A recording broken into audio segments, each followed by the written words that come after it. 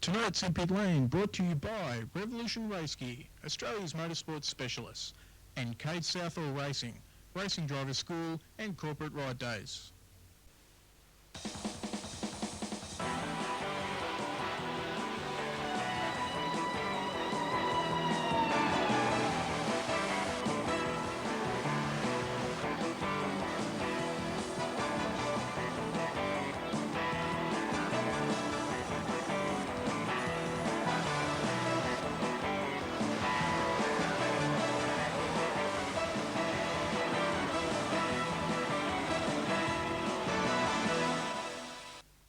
Hello everybody, welcome once again to another edition of In Pit Lane, coming to you live from the studios of RMITV Student Television right here on Channel 31 Melbourne. Tonight on the program we'll take a fascinating look at the world of sidecar racing in the UK. It's something out of a brand new video that's been produced by our very own Gus Hirst. It's a video called On Any Other Sunday, and we'll be having a look at a clip from that a little bit later on in the program. Also later on in the program, if you've entered our competition, we've got some good news for you. We're going to draw another finalist in that competition to win a Formula V drive out at Calder Park, courtesy of Terry Southall Racing. Also on the program, the winner, whoever gets drawn out this week, will also get courtesy of Jagwell Video, a great motor racing video, and we've got a terrific range that we'll be telling you about a bit later on in the program.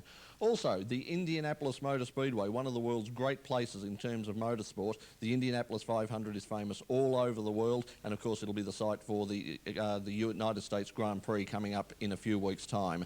And we'll be talking about the Indianapolis Motor Speedway and a lot more with our special guest from Calder Southall Racing, Terry Southall. But right now it's been another big weekend in motorsport. Let's check out what's been happening. This is the In Pit Lane Motorsport News.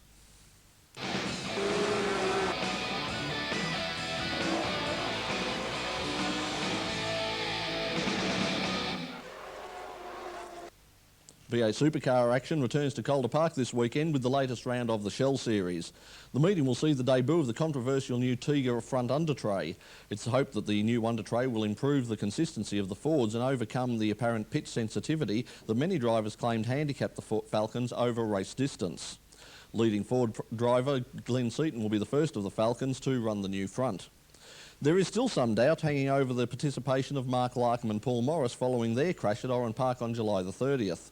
The Mitre 10 Ford crew have been working around the clock to prepare a new car, and Larkham is confident that he'll be physically fit to be behind the wheel at Calder following extensive physiotherapy.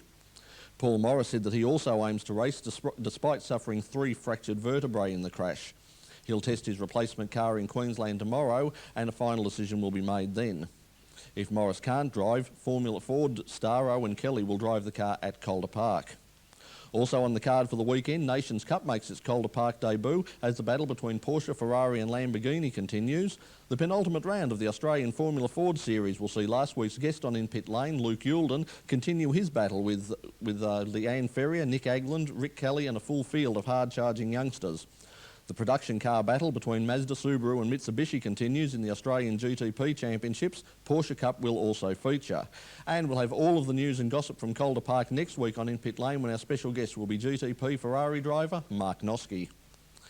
Well, last week we had hoped to bring you some vision from the latest round of the Victorian Motor Racing Championships from Calder Park. As they say in the classics, better late than never.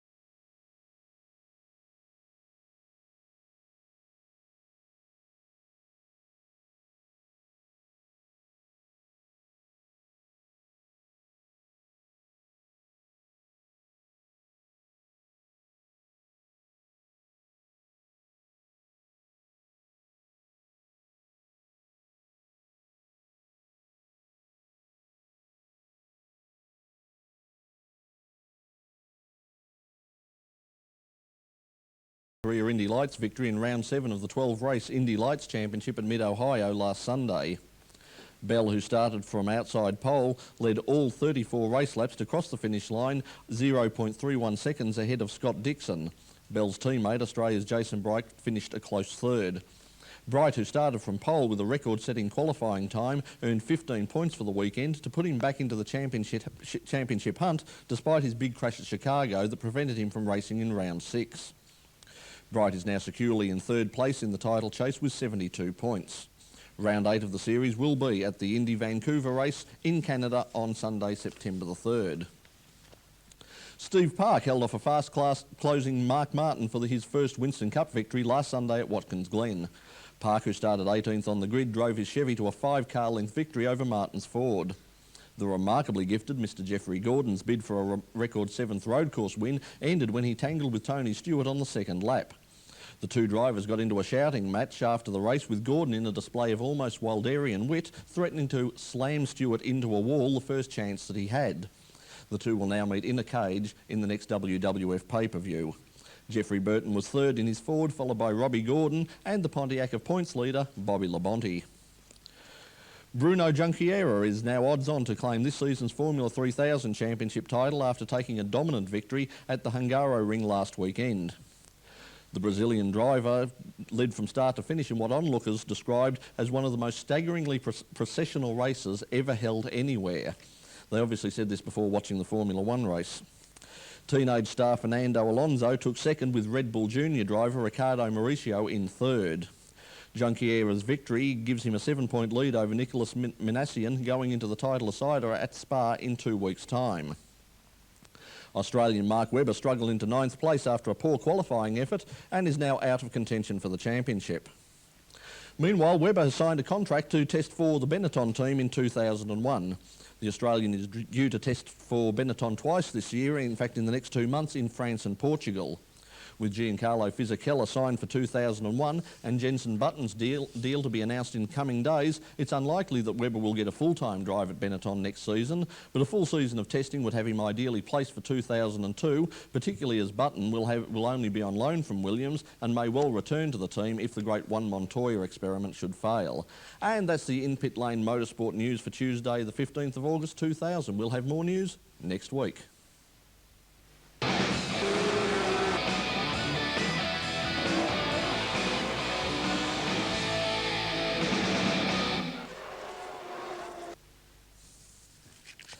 Well, a bit like the supercars that we featured on last week's program, the world of sidecars are in a sort of a twilight zone between the world of bike racing and car racing.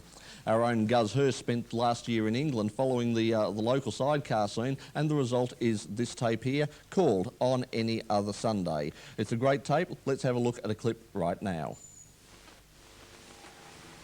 Tubular and monocoque outfits differ, not only in their construction, but also in their driving characteristics. Tubulars are known for their forgiveness, and monocoques are known for being temperamental and needing a smooth and precise driving style. While the stiffness or flexibility of the two chassis can partly explain this, the main difference is in the way the two outfits are steered. Monocoques have hub-center steering, similar to a car. This means that when the handlebars are turned, the surface of the tyre stays more or less in contact with the road. Tubulars with conventional steering are more akin to a motorcycle, with a steering head set at an angle, but unlike a motorcycle, they have a tyre that is flat across its profile and can be 7 or 8 inches wide. This means that the further the handlebars are turned, the less the contact with the track, and hence the less grip the tyre has. It therefore follows that in order to negotiate a corner at speed, the less the handlebars are turned, the better, as the tyre only has maximum grip when the wheel is in line with the chassis. With hub-center steering, the front wheel grips and the outfit will go exactly where you point it. But if you are not precise with your throttle hand, the outfit can just as easy pivot round the front wheel, giving you a good view back up the track. Both driver and passenger have to be smooth and accurate to get the best out of this type of outfit. The steering is so sensitive that if the passenger sneezed, the driver would feel the handlebars twitch. The differences between the two chassis can be graphically illustrated by hitching a ride on both types. First is a racing lap at Mallory Park in last year's British Championship with Ian Guy and Gary Partridge aboard an LCR monocoque. Listen to how precise this is done.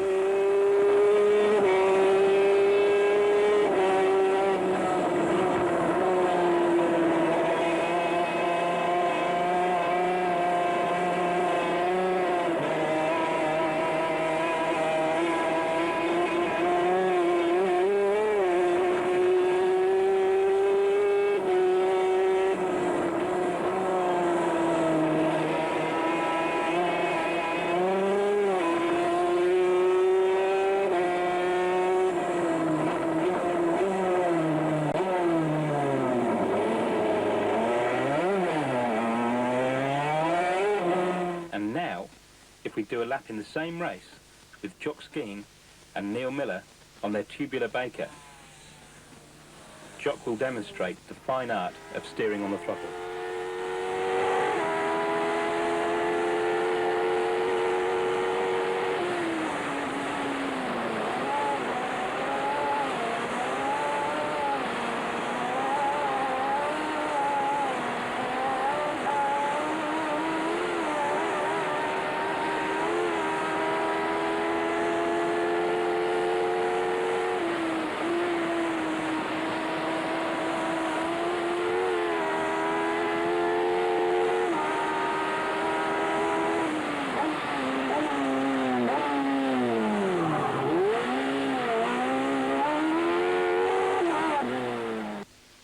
And there it is. That's a clip from On Any Other Sunday by our very own Gus Hirst. It's terrific video. If you're into sidecar racing, or even if you're not, I'm sure you'll agree there was some fascinating stuff there. If you would like a copy of this video, or you'd like any information on it, just give us a bell here at In Pit Lane, and we'll pass your details on to Gus. I'm sure we'll be only too pleased to have a chat with you.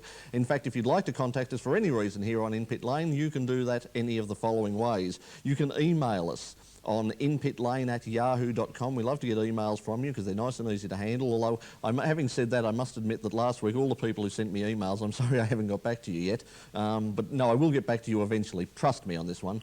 If you would like to fax us, the number here at RMITV is number 9 you've got to be old enough to remember, 9925 1250, 9925 1250, or you can mail us. This is what we used to do in the old days before all this wonderful new technology was invented. And you get a pen and a paper and you send an envelope with a stamp on it to Post Office Box 12566, Beckett Street, Melbourne 8006, and just put, In Pit Lane, and it will find us eventually. Now, speaking of that, that's also the number for, that's also the address for our competition. And speaking of the competition, when we come back after this break, we will, not yet, wait for it, thank you. When we come back, we'll be drawing the next winner in our competition to win that great prize of a Formula V drive out at Calder Park with Terry Southall Racing, and also a terrific video from Jagwell Video. That's when we return. You're watching In Pit Lane on Channel 31. Don't go away, we are coming back.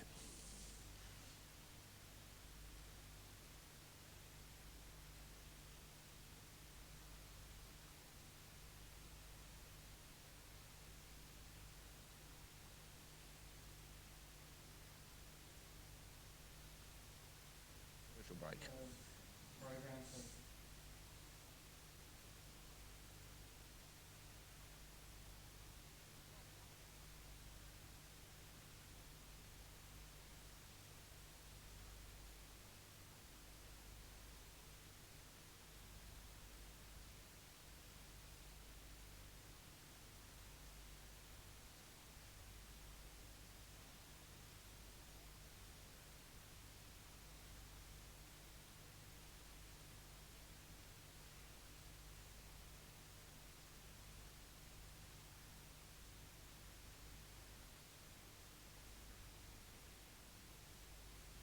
Takes it right up underneath your shirt, actually from the base of your shirt. Can you do that? We'll do it for next week. Excuse me.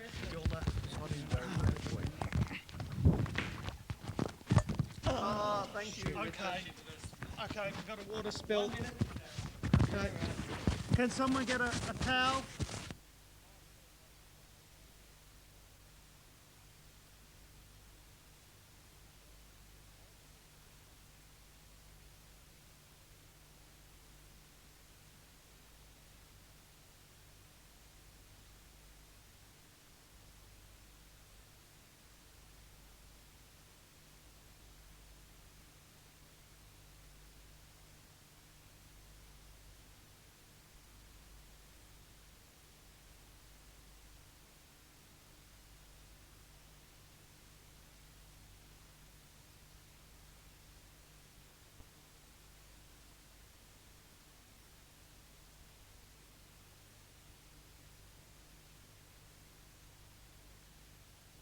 Back to In Pit Lane, and bless you one and all.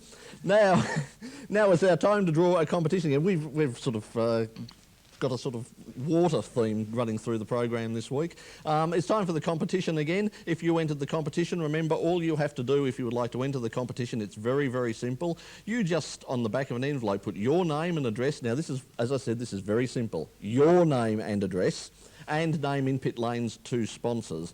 And then on the front of the envelope you stick a stamp on it and you send it to In Pit Lane Competition, care of RMITV, Post Office Box 12566, Beckett Street, Melbourne 8006. And we're going to draw out our competition winner this week. Now remember, at the end of each week we do get rid of all the unsuccessful entries and we go all over again. So if you don't get pulled out this week, make sure that you enter again next week. Our winner this week, the answer is yes, Revolution Race Gear and Calder Southall Racing, and the winner is Russell Hall from Keysborough in Victoria. Russell Hall from Keysborough in Victoria. Not only will you now go into the final draw to win that chance to, have you won the chance to go in for that final draw to win the Formula V drive out at Calder Park, but also you've won a great video from Jagwell Video, and we'll be giving details of those videos next week on the program. Also, our first 2 winners will also get videos from Jagwell.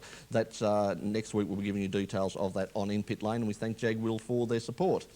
Okay, now on the program, the name Indianapolis. It's probably one of the world's great motor racing racing circuits. Not just the site of the traditional Memorial Day Indianapolis 500, but also the NASCAR Brickyard 400, and in a few weeks' time, the rebirth of the United States Grand Prix. A local driver with a unique perspective on this year's Memorial Day event is joining us here on In Pit Lane tonight. Will you please welcome from Calder Southall Racing, Terry Southall. Terry, welcome to the program. Thank you very much. Now, first of all, let's explain why were you there? How did you end up where you ended up? Well, Cade, he went over to excuse me. He went over to the United States late last year to join an Indy 500 team in Chicago, and the aim there is for him to learn the business from the ground up as a mechanic, and he's to have some test drives in the Indy car this year. Unfortunately, they've written 2 cars off and blown some engines up, and there's nothing for him to test at the moment. But hopefully, it's coming together. That's I went over there for the Indy 500 to be with him and to see what it was like, and it was really surprising. So what were your first impressions of the circuit when you arrived there? How does it compare to something, say, like the Grand Prix here in Melbourne? I think it's far more friendly. They have people over there called yellow shirts. They're security people, and they're much more nicer people than a lot of the harsh security people that Grand Prix tend to have around the place. The people in the pits are much more friendly. It's much more easygoing for people who follow motor racing from a long time ago, a little bit like the old Tasman series.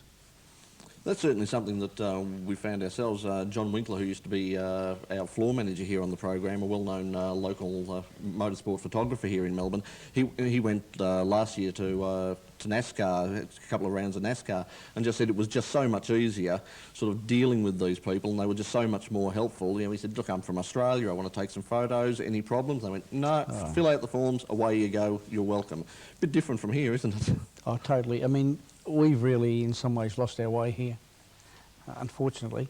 But there are 400,000 people go to that race, the Indy 500, and it's just you have to go and see it to believe it. When I came back, some people asked me what was the thing I really noticed the most, They had a fellow, I forget his name, he was the head of the United States Defence Navy, Army, Air Force, and he was introduced to the crowd just before the race started. And they all just stood up and clapped him. And I thought, well, that's a bit of a difference to the MCG, because if one of those politicians went there, they'd boo him. And that was really, really noticeable. Also, some of the pictures I've brought back for you.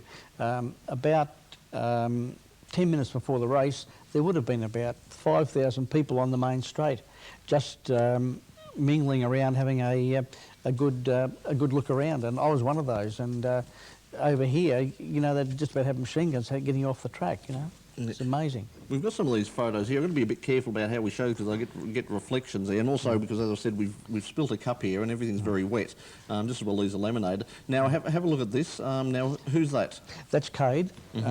Because of his size, he's one of the few people who can get in the car. And with an Indy 500 car, I've actually been in one of them and towed onto the track because Cade was busy. To turn a car right is nearly impossible. And to turn them left, which is the way they go on the Indy racetrack, it is also very, very hard. So they have to be towed everywhere. Someone has to actually sitting behind the steering wheel. Now, I see, if you'd like to put a couple of those up, that's a very interesting photograph, that one. Yeah, that one. That is the Indy 500 track. The cars go in a, let's get this right, in a clockwise direction. The Formula Ones are going anti-clockwise. Now you'll notice there, on your right-hand side, some aluminium seating. That is actually pulled out, and you'll see above the seating black glass. And that's going to be the VIP area, and directly underneath them is where the Formula One pits are now. So those cars will be actually going the opposite direction to the Indy cars, so they'll come in on the right-hand side there, and all that seating will disappear. And so having seen sort of the venue over there, how do you think the Formula One guys are going to handle it? It's going to be a great track. I actually have driven the Formula One track, and it's going to be very, very good, very fast. This next photo you've got's very interesting. It's Put this up. it's got a jet engine on a trailer. Maybe it's not coming up on the television as well, and they tow that around the track. If there's one drop of rain, everything's called off. They can't afford to go out there. They're that quick. And they've got a team of these jet engines being towed around by utes. They make a hell of a lot of noise, and they dry the track out really effectively. Yeah, similar to what they use at the Calder Park for the drag racing. Do they? I didn't know that. They're very, very effective. So let's talk a bit about Cade. Cade coming from Formula V, successful Formula V driver here in Victoria, but it's a huge jump into an IRL car. Is it too much too soon? I don't think so. The racing over there is really, IRL Indy racing is really like a big Formula V race. And unlike this country where there's certain individuals around the place within Cairns, quite frankly, one particular person would like to see Formula V go away. Over there, the Formula V people are very highly regarded. You've got to be very smooth. In fact, those who have raced on Phillip Island, in a Formula V, you're doing, in the old terminology, about 120 miles an hour through turn one, and you have to take it flat out. And Indianapolis is very similar, 4 times around, because each corner is the same, to turn one at Phillip Island 4 times around. You just do it for a number of hours, and that's exactly what Indy's like. But it is at a considerably higher speed with considerably more power. What are these cars putting out, around, sort of 800 horsepower? Yes, they are. A lot of people don't realise they're normally aspirated. They're fuel injected. They're 3 litre, and they run on methanol. But they're only doing, say, about 200 miles an hour, and there's not a lot of difference between 125 miles an hour and 200 miles an hour. It sounds a lot, but try telling that to the police. I mean, I've done it. Yeah, but it's all timing, and you've got to be very, very smooth and very precise. Okay, well, it's certainly going to be a challenge, and we look forward to following it with interest on the program. So pass on our best wishes to Cade, and we hope that he gets that test drive very soon. But for the moment, thanks for your support for the program, and for the moment, Terry Southall, thanks for joining us in Pit Lane. Thank you. And thank you once again to you at home for joining us from a very wet host set here on In Pit Lane. On the program next week, as I said earlier in the program, we'll be joined by a guy who's not only going to continue his drive in the Ferrari in the GTP series, but also has been given the honour of driving a Paynos LMP1 in this year's Race of 1,000 Years at Adelaide at the end of the year, and that is Mark Noske. Also on the program, as I said, all of the gossip and all of the news from Calder Park and lots of interviews that we get out there over the weekend. Now remember, just quickly, we'll give you the details of the competition once again. If you would like to enter the competition, there's our contact details. inpitlane@yahoo.com, our fax number's there. Also, if you'd like to write to us, and that's the contest address as well, Post Office Box 12566, Beckett Street, Melbourne, 8006. So drop us a line here on In Pit Lane. But right now, I think we're right out of time. I'll go and dry myself off and dry the desk off. In the meantime, thanks for joining us, and until next week, always remember, motor racing is dangerous. Let's keep it that way. See you next week. Bye for now.